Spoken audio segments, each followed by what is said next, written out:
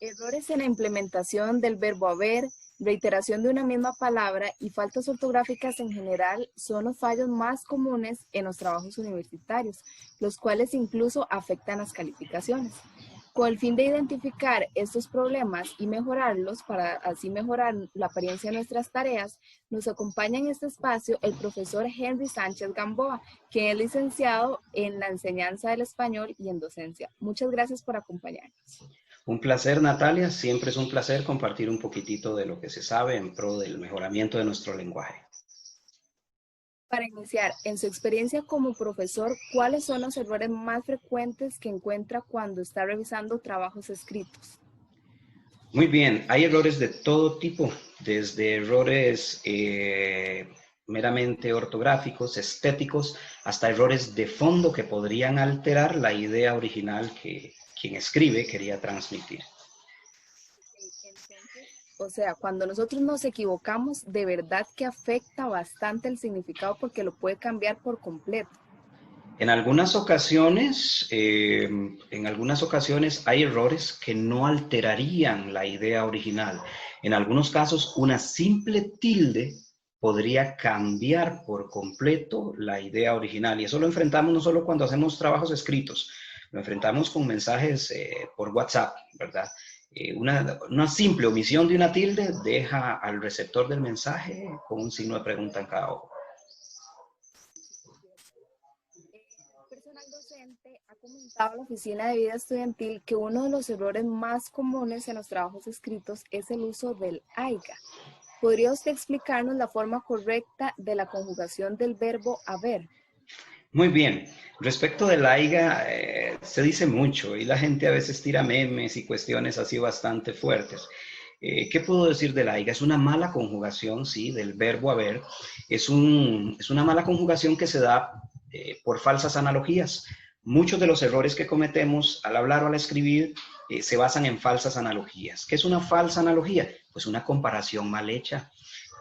Por ejemplo, si yo digo que el imperativo subjuntivo de caer es caiga, de traer es traiga, entonces decimos de haber es haiga y por eso lo conjugamos de esa manera, sin percatarnos de que no cumple con las mismas reglas que caer y traer, ¿verdad? Y que es un verbo irregular. Entonces, por eso cometemos ese errorcillo. Sin embargo, vamos a ver, quiero mostrarle algo aquí de lo que aparece normalmente en las redes. Lo puede ver ahí, ¿sí? Ok. Observemos, me gusta el texto acá, donde hace la diferencia. Dice, quizás algún día haya, con Y, alguien que logre hallar, que corresponde a encontrar, el verdadero significado de la vida más allá, sin H y con doble L, que es un adverbio de lugar, todo lo que sabemos. Me encanta este ejemplo que usan y nos da algunas formas diferentes y nos enseña que este primer haya es de encontrar, o sea, del verbo hallar, ¿ok? El siguiente, con Y, es la conjugación adecuada del verbo haber. Allá, como dijimos, indica lugar, es un adverbio de lugar. Allá se refiere a personas que se encargan de cuidar niños. Pero hay una salvedad aquí muy interesante. Observe que dice al final, aiga, lo sentimos, pero no existe. Esto no lo encontramos normalmente en las redes, en Facebook y en todo lado. Y no es verdad. La existencia o la no existencia de una palabra no depende de si ha sido aceptada por la Real Academia o si es un error. No depende de ello, depende de si hay un grupo de hablantes que la usa o no, aunque sea de manera incorrecta. Y la palabra aiga existe. De manera incorrecta, como el verbo haber mal conjugado, existe. También existe como en una manera coloquial, creo que en Perú, si no me equivoco, se refiere a un automóvil, una cuestión así, pero lo que nos compete es el verbo haber. Sí existe. De manera coloquial, mal conjugado el verbo existe. ¿Cuál es nuestra responsabilidad? Evitar este uso y hacer el uso correcto del verbo haber, que es este que tenemos acá. Ok, claro. Es muy importante entonces tener estas diferencias presentes para poder elaborar trabajos de calidad. Ahora muy bien, también suele ocurrir que hay estudiantes que omiten la utilización de sinónimos y con frecuencia utilizan la misma palabra muchas veces. ¿Cuáles consejos puede darnos usted para evitar caer en este error? Muy bien, Natalia. Por supuesto que sí. La repetición de palabras connota una situación un poquillo más profunda y es carencia del léxico. Esta carencia de léxico normalmente se da por la poca práctica. Y la poca práctica normalmente se da porque no leemos, no abordamos obras literarias. Las obras literarias son una herramienta que podemos utilizar para aprender a adquirir más léxico, para aprender a descubrir que siempre hay maneras diferentes de decir las cosas. Veamos algo muy simple. Esto es algo muy simple. Voy a compartirle pantalla otra vez acá. Vamos a ver por dónde lo tengo. Ok, veamos algo muy sencillo. Un simple cuento. Digamos, leemos un cuentito muy simple que dice: Ana tenía una hermosa amistad con su perro. Normalmente diríamos el perro había sido abandonado en la calle. El perro tenía una forma particular de mostrar su amistad.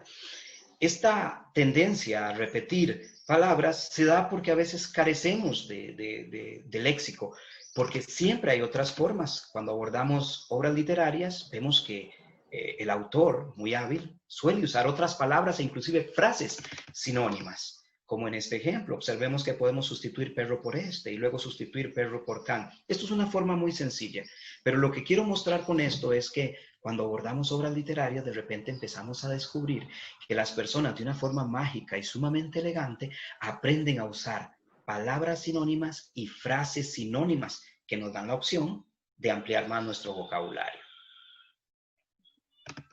Muchas gracias por esa explicación y estos ejemplos. Nos queda poco tiempo, pero nos interesa aprender un poco sobre la implementación de palabras de enlace entre un párrafo y otro para que tal vez no suene tan brusco o utilizar una palabra que no sea la correcta. Entonces, ¿cuáles ejemplos nos puede dar usted?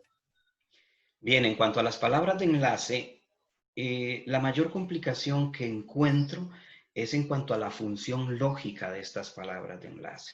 Es decir, a veces utilizamos una palabra de enlace donde definitivamente no corresponde, ¿ok? Por ejemplo, vamos a ver, voy a compartirle pantalla nuevamente por acá, porque por aquí había escrito algo. Vamos a ver, observemos esta oración que tenemos acá. Luis no fue a trabajar, pero observemos este pero que está acá. Esto es una palabra de enlace. Pero ¿qué tipo de palabra de enlace es? Es una palabra que me opone el sentido de una oración a la otra. Entonces, yo esperaría que la oración que siga acá tenga un sentido contrario a la primera.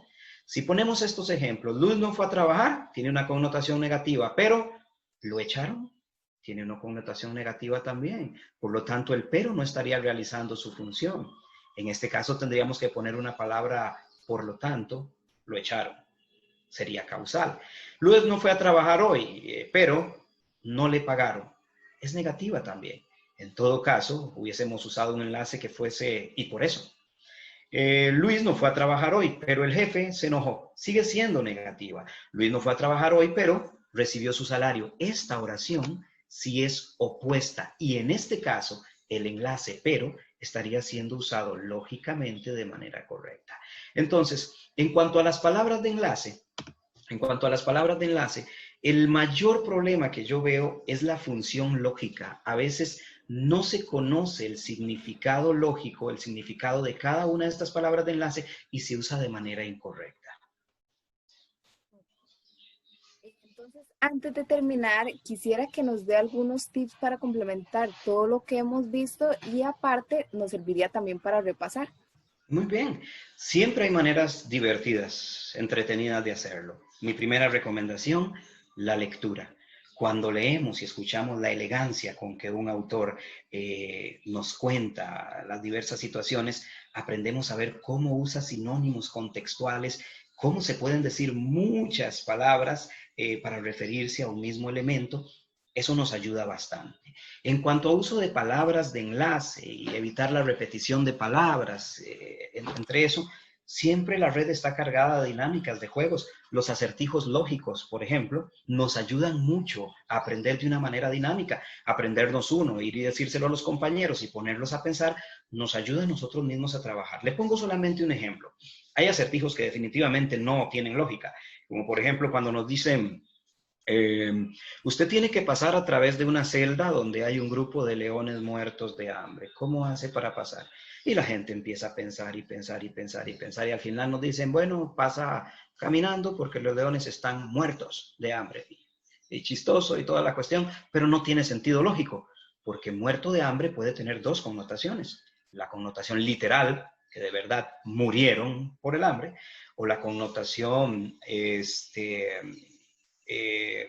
me fue la palabra, figurada, de que connota que tienen mucha hambre. Pero hay otros ejercicios que sí podrían ser más interesantes. Por ejemplo, si yo le digo a usted, Luis tiene 5 colones y tiene 5 manzanas. Si vende las manzanas, tendría 5 colones más. ¿Cuántos colones tiene entonces Luis? A veces la gente dice, bueno, 5 y 5 son 10. Tiene 10. Error, porque dije, si Luis vende sus manzanas, es solo una suposición a futuro. Tendría, es un condicional que me está mostrando una posibilidad a futuro. 5 colones, pero luego uso la palabra, ¿cuántos tiene? Es el presente, no dije cuánto tendría.